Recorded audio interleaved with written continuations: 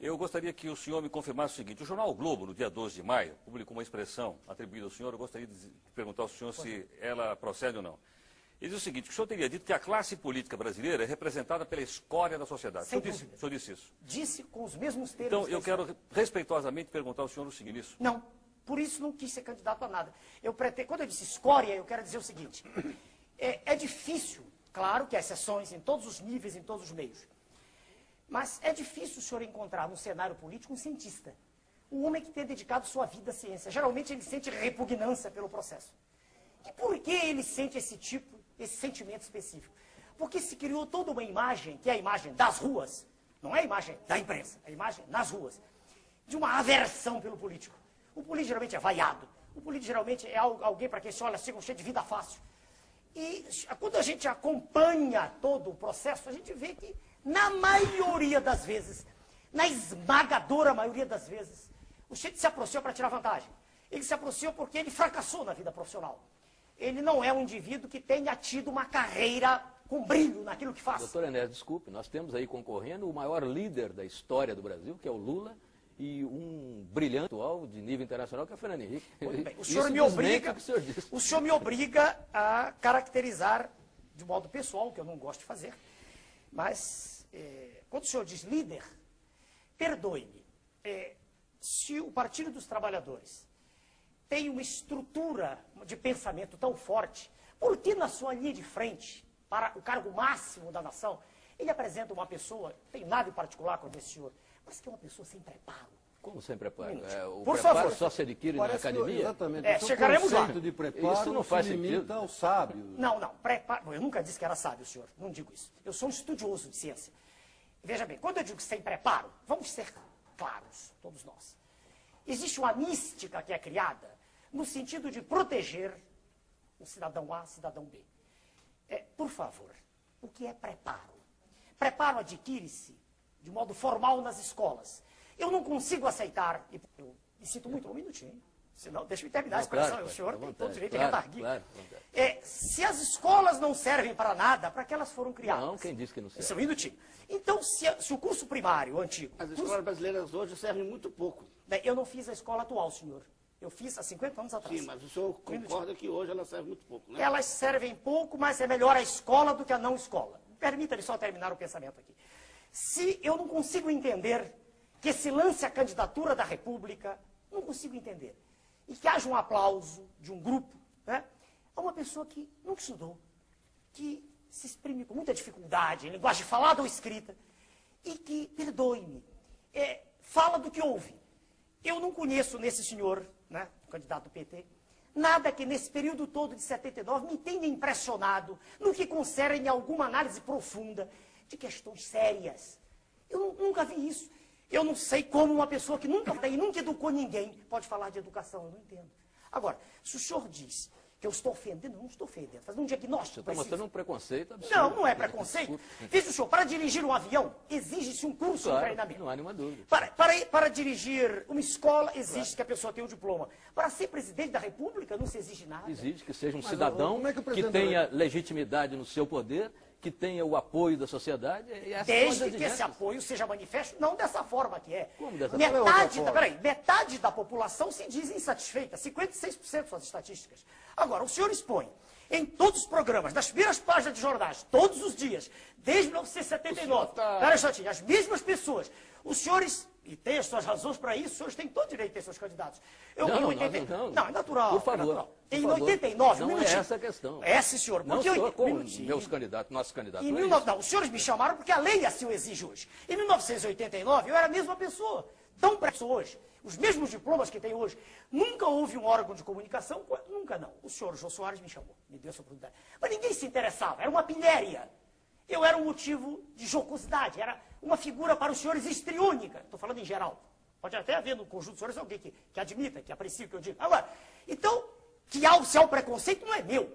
O que é que deveria fazer a imprensa quando vê um médico que trabalhou a vida inteira, que ensinou a vida inteira, que formou jovens, que nunca chegou atrasado ao seu curso, que deu exemplo de cidadania formando pessoas, que se dedicou sempre ao trabalho e não fazendo greves, estudando e trabalhando?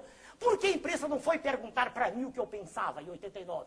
Por que, um minutinho, porque só 5 anos depois, quando eu provei de modo categórico que não queria pertencer ao sistema, por que só 5 anos depois a imprensa se interessou? Dê-me uma razão. Eu dizia as mesmas coisas. Qual é a vantagem que tem o cidadão que educou, formou, etc. E tal, de um operário comum, não estou me referindo ao aluno, um operário que educou os seus filhos, que ensinou os seus filhos, que trabalhou a vida inteira e que fez greve também, que é constitucional, perfeitamente constitucional. O seu viés autoritário transforma a greve num pecado mortal. Está na Constituição. A greve é um direito inalienável do trabalhador. Eu nunca disse o contrário, está no manifesto do meu partido. Isto é uma coisa. Outra coisa é viver disso. É fazer disso profissão de fé. Outra coisa é não ter feito nada além disso na vida, como, aliás, o jornal do senhor escreve sobre mim, não sei quem, não me lembro, que eu não gravo o nome dos senhores, que diz que a biografia do senhor candidato PT é melhor que a minha. Mostre-me o currículo do candidato PT. Mostre-me o que ele fez ao longo da vida do senhor. Por favor. O senhor eu estou obrigado a dizer. Pois não. O senhor está sugerindo que, para a presidência da República, da República, façamos como se fazia até, de certo modo, na Grécia, um concurso de livros docentes? Olha, um concurso seria algo extremamente mais legítimo do que isso que está. A lei eleitoral foi feita assim agora, dizer que é muito boa. Ela que é anterior, mas ela foi feita assim, veja o senhor. Ela dá a um candidato 7 minutos de exposição, apesar de estar todos os dias nos jornais. Dá outros 5, 6. Eu terei 1 minuto para expor. Eu lhe garanto uma coisa, e digo para o senhor e para todos que ouvem. Exprimindo-me durante 13 minutos, não haveria segundo turno. Eu vou dizer por quê. Porque, espera aí, se o senhor conversar com o homem da rua, o que ele quer ouvir é exatamente o que eu estou dizendo. Não tenha dúvida. Eu queria que o senhor me desse uma resposta. Seria melhor que fosse um concurso de livre docência, de títulos e... Olha, veja bem, devagar. Eu quero dizer o seguinte... E currículos? Para responder ele, por favor. Dever-se-ia exigir um mínimo.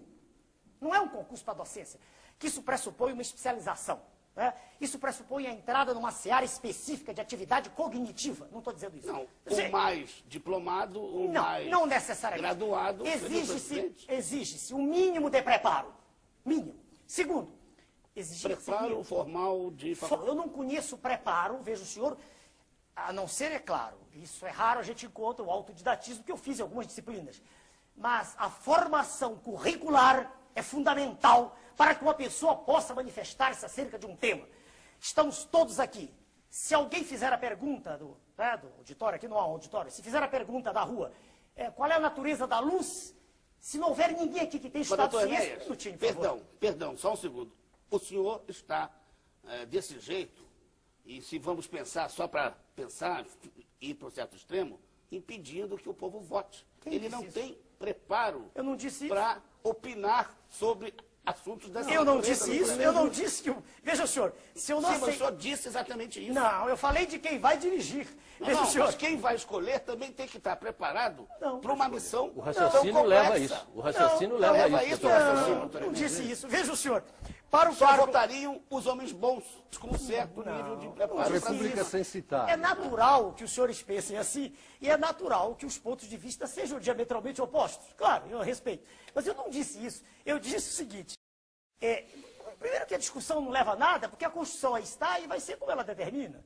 É eleição. E qualquer pessoa, mesmo semi-analfabeta, como é o candidato do PT, é candidato a presidente, está tudo bem. Isso não tem dúvida nenhuma. Agora, representa um protesto da classe média contra o que aí está, o que sempre esteve. Sempre esteve, quer dizer, há muito tempo está. Há muito tempo. Porque o senhor Getúlio Vargas era um homem preocupado com a nação. Sem dúvida. Estou elogiando um aqui. Getúlio Vargas e Fidel Castro já são 2 ditadores.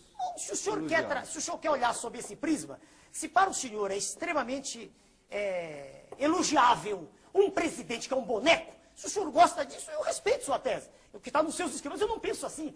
Dê-me o direito de pensar diferente. Não, lhe dou o direito. Eu só quero que o senhor diga... Então, vamos voltar à pergunta do Fidel Castro. O senhor disse que não era bem assim. Mas não é assim, qual é o seu modelo de estadista? Estadista, vamos devagar. Do presente ou do passado? Do passado. Vamos para homens de personalidade forte que me impressionaram.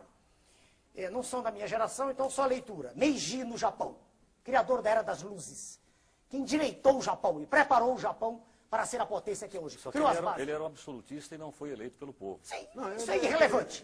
Getúlio Vargas foi ditador e depois foi eleito. O que provou que o povo queria ou desejava. Ser absolutista é irrelevante para o senhor, foi isso que eu vi? Quando o senhor diz absolutista, precisa ter cuidado. O senhor volta a Luís XIV. Não, é a história do Japão que diz. Não, eu estou citando homens que têm coragem de agir contra o poder constituído. contra esse sistema apodrecido que faz com que uma terra que é a mais rica do planeta, uma terra que é abençoada no seu subsolo, que tem a maior riqueza e água potável do planeta. Doutor Neves. Peraí, que faz com que essa terra esteja mergulhada nesse processo, o tempo não saia dele, não tem a possibilidade de sair. Parece que a maior parte dos congressistas tem curso superior, não tem? Não sei. Não sei lhe responder. Doutor Enéas, O que você acha que precisa para o Congresso? Uma vontade. Preciso a deflagração. Para entrar para ser deputado, para o que ser precisaria? senador. Qual é o requisito? Não sei lhe responder. A formação mínima. A formação mínima. Olha, peraí, no exterior, em alguns países, existem escolas de formação política. Aqui também, aqui também tem. Peraí, por favor, vamos devagar. O senhor vai me dizer que os congressistas que estão fazendo escola de... Não disse isso. Ah, perdão. Eu disse que tem escola de formação política. Se os congressistas fizeram... Sei, tudo bem. Não, então é porque... Eu só queria entender o seguinte, ao longo do programa o senhor chamou os políticos de escória... Não, eles pertencem à escória. Pertence, tá bom. Pelas atitudes que vêm a público. Tá bom. Eu não os conheço pessoalmente. Eu só queria terminar a pergunta. Pois não.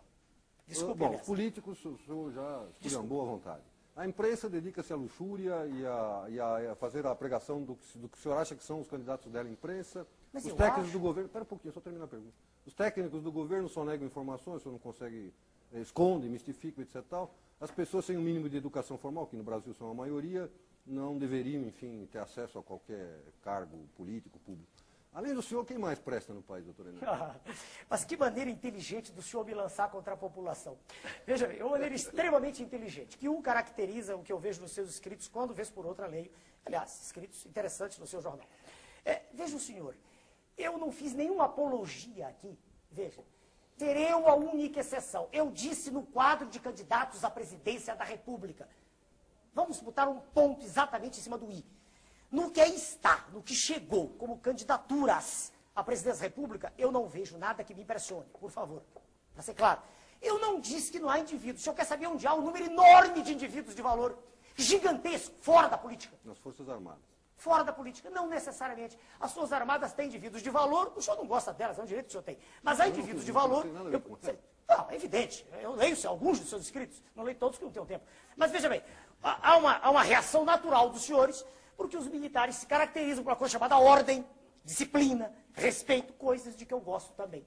Agora, mas nós não, nós queremos a desordem. Olha, os senhores, perdão, de novo, os senhores, a imprensa, ela se caracteriza e ela vive, digamos, ela se nutre do escândalo, perdoe. Médicos, colegas meus, têm trabalhos extraordinários no Brasil. Isso não é notícia. Notícia é o estuprador de menores. Ele vai para a página da revista Veja, vai para a capa da revista Veja. Por que você está falando tanto da revista Veja? Eu citei 2 vezes, o órgão de maior poder de penetração, né? Ué, não é o órgão. O dia desse, um senhor dele ligou para mim que fazia entrevista. Eu falei, não, eu faço entrevista com os senhores com gravador, com qualquer órgão. Por quê? Porque eu não acredito, os senhores distorcem dessa matéria que o senhor tem na mão, há coisas que eu não disse aí. Quando ele me perguntou, eu disse, é verdade, eu disse. Não tem por que mentir. Mas há coisas, e o senhor vai dizer assim, reaja, para daqui a 6 meses vir a retratação, quando tudo já acabou, que doutor Enéas,